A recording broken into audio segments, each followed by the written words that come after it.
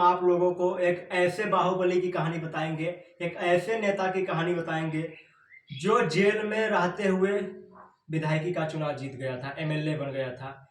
आजाद भारत का एक ऐसा नेता जो जेल में से पहला चुनाव जीतने का रिकॉर्ड बनाया। मतलब वह नेता ऐसा नेता था जो जेल में से चुनाव जीतने का सबसे पहला नेता बना।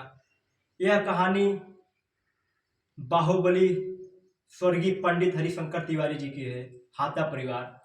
पंडित हरिशंकर तिवारी एक ऐसे नेता थे जो आजाद भारत में जेल से चुनाव जीतने वाले पहले नेता थे।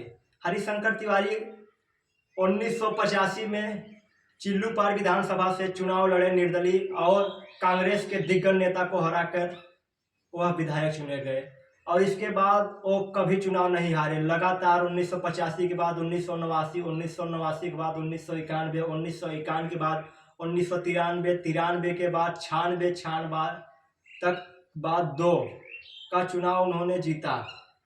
लगातार हरिशंकर तिवारी 6 बार विधायक बने। 22 से 23 वर्षों तक वह विधायक का कार्यकाल पूरा किए। हरिशंकर तिवारी 2007 में राजेश त्रिपाठी से चुनाव हार जाते हैं। वह नेता उन्हें चुनाव हरा देता है जो पहली बार चुनाव लड़ रहा था। राजेश त्रिपाठी से चुनाव हार जाते हैं 2007 में हरिशंकर तिवारी जी, और 2012 में पुनः राजेश हरिशंकर तिवारी को चुनाव हरा देते हैं। जब दोबारा चुनाव हरिशंकर तिवारी हार जाते हैं तो कसम लेते हैं अब हम चुनाव नहीं लड़ेंगे।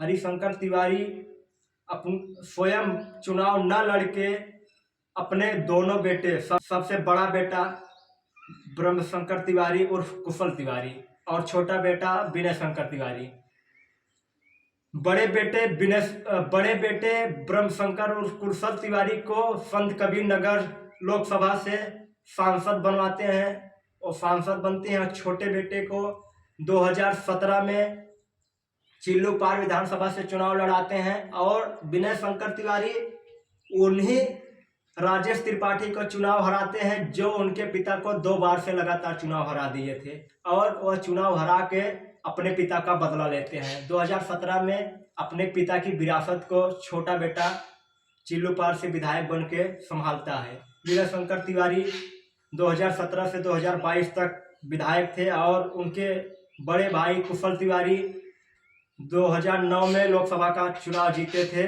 और सांसद बने थे संत कबीर नगर से।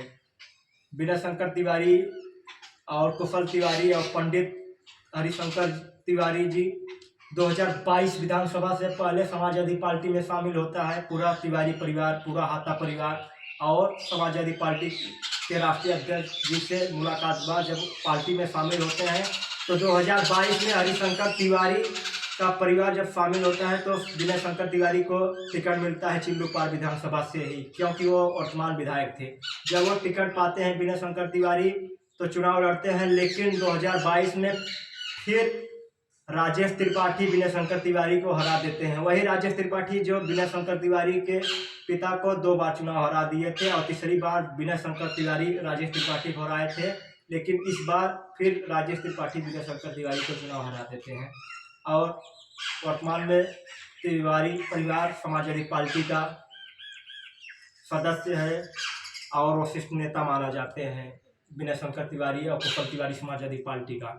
और रही बात बाहुबली हरिशंकर तिवारी पंडित की, तो एक ऐसे बाहुबली नेता थे जो आजाद भारत के पहले बाहुबली शब्द उनके लिए प्रयोग हुआ और जेल में से चुनाव जीतने वाले पहले नेता बने थे पंडित हरिशंकर तिवारी जी, और उनका निधन 2022 के चुनाव के बाद हो गया और उन्हें मुखाग्नि उनके बड़े बेटे कुशल तिवारी ने दिया। और इसी तरह हमारी कहानी समाप्त होती है। अगर आप लोग चैनल पर नए हो तो चैनल को सब्सक्राइब, वीडियो को लाइक एवं शेयर कीजिए। धन्यवाद।